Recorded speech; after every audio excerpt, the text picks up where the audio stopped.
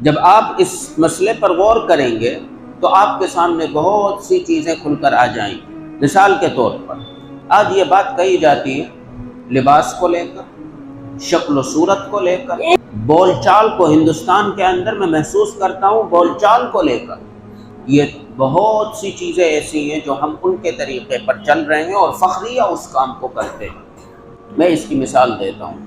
اللہ کے رسول کا طریقہ رہا ہے بیٹھ کر کھانے کا، کھانا بیٹھ کر کھانے کا۔ اللہ کے رسول کا طریقہ رہا ہے روٹی یا جو بھی چیز ہے اس کو ہاتھ سے توڑ کر کھانے کا۔ اسی طریقے سے اللہ کے رسول کا طریقہ یہ رہا ہے کہ گھر میں بیٹھ کر کھانے کا، نہ کہ مجمع عام کے اندر بیٹھ کر کھانے کا۔ لیکن آج ذرا سا غور فرمائیے، کھڑے ہو کر کھانا بڑا عام ہے، خاص طور سے رات کو کھانے وانے سے فارغ ہو کر نکلتے ہیں، چلو کچھ کھانے چل رہے ہیں، اور سڑک کے اوپر کھڑے ہو کر کھاتے ہیں۔ کیا یہ اللہ کے رسول سے ثابت حضرات صحابہ کا طریقہ رہا ہے؟ اسی طریقے سے ایسے کھانے چل گئے ہیں شاورما اور کیا کہ اسے ایسے منہ سے توڑ کر کھاتے ہیں، نہ کہ ہاتھ سے توڑ کر کھایا جاتا، اور ان تمام کھانوں کو بڑے شوق سے لوگ کھا رہے ہیں۔ کیا یہ اللہ کے رسول کا طریقہ رہا ہے؟ اسی طریقے سے اللہ کے رسول کا طریقہ یہ رہا ہے کہ گھر میں بیٹھ کر کھانا کھایا جائے۔ ہم کھلے عام کھا رہے ہیں اور روز کھا رہے ہیں اور اس کو پسند کر رہے ہیں۔ اب تو صورتحال یہاں تک ہو گئی ہے کہ کوئی اپنے دوستوں کی، اپنے ملنے والوں کی دعوت کرتا ہے تو گھر لے جانا پسند نہیں کرتا، اس کو سیدھا ہوٹل لے جاتا ہے اور پھر وہاں پر کھلاتا ہے۔ آپ ذرا سا غور کر رہے ہیں میری بات کے اوپر؟ دوسری بات، اللہ کے رسول، اب یہ کہتے ہیں نا بہت سی باتیں چلی ہوئی ہیں کہ داڑھی رکھنا، یہ کرنا، وہ کرنا ہے، تو سب عام سی بات ہے۔ آپ ذرا سا غور فرمائیے، نبی کریم علیہ السلام کو نعوذ باللہ گرفتار کرنے ایران کے بادشاہ نے 2 آدمیوں کو بھیجا تھا مدینہ۔ بخاری، مسلم، ہر جگہ یہ روایت موجود ہے۔ میری سمجھ میں نہیں آتا جو لوگ ان تمام چیزوں کا انکار کرتے ہیں، کیا وہ جان بوجھ کر ایسا کرتے ہیں یا جاہل ہوتے ہیں کہ انہیں کچھ پتہ ہی نہیں ہے ویسے ہی بولنے لگے؟ وجہ یہ ہے کہ نہیں، کسی نے بتا دیا، ایک دم موبائل کھولا اور وہ حدیث لکھ کے سرچ کر لی، اس سے پہلے کون سی حدیث ہے، اس کے بعد کیا حدیث ہے، امام بخاری نے باب قائم کیا، اس میں کون کون سی حدیثیں لگائیں، اس سے کوئی مطلب ہی نہیں ہے۔ ایک حدیث دیکھ لیں، ہاں بھئی یہ بات جو کہی جا رہی ہے تو موجود ہے حدیث میں، لیکن اس سے پہلے بھی کچھ حدیثیں ہیں، پورے باب کے اندر 10 ہیں، 20 ہیں، 25 ہیں، 30 ہیں، کتنے حدیثیں وہ لے کر آئے ہیں، اور اس میں اکثریت کون سی احادیث کی ہے ہمیں پتہ ہی نہیں۔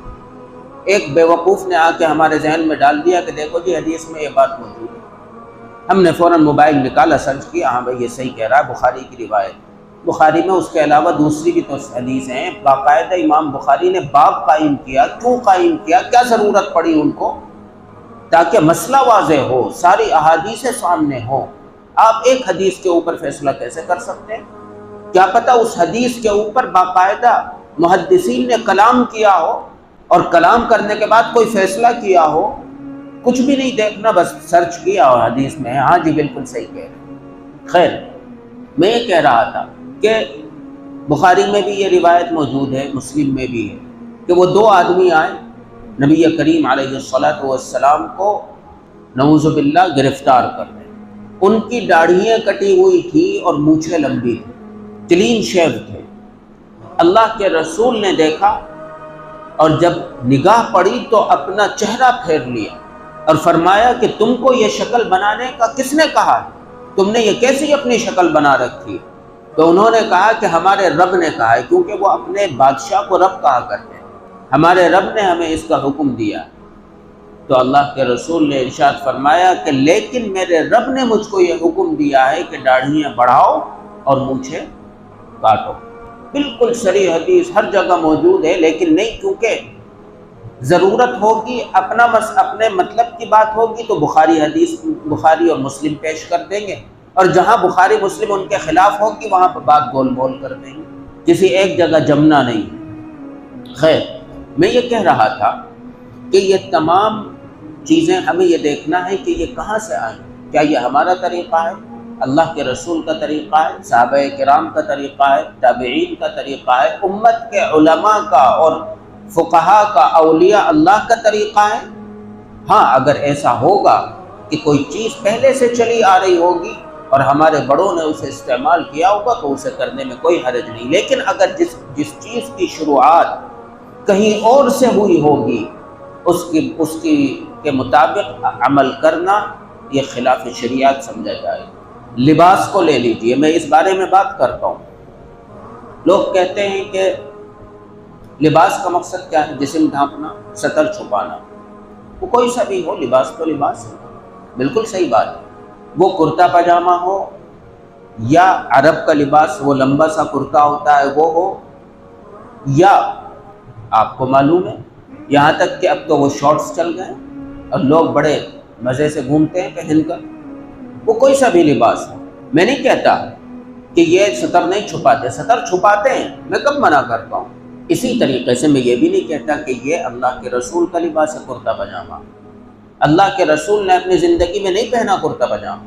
آپ روایات اٹھائیے، شمائل ترمذی باقاعدہ اللہ کے رسول کی زندگی کے اوپر ہی پوری کتاب لکھی گئی، اس کے اندر 3 یا 4 ایسی روایات ملتی ہیں جس میں اللہ کے رسول نے تھوڑی دیر کو ایک کرتا پہنا ہے، وہ بھی تھوڑی دیر کے لیے۔ اللہ کے رسول کی عادت میں نہیں تھا، عادت کا مطلب عام روٹین میں نہیں تھی یہ بات کہ ایسا کپڑا پہنتے ہوں۔ ہاں کبھی کبھی پہنا ہے، 1-2 بار۔ ایک بہت بڑے عالم ہوئے ہیں مولانا عبد الحی لکھنوی رحمۃ اللہ علیہ، نام سنا ہوگا شاید کچھ لوگوں نے۔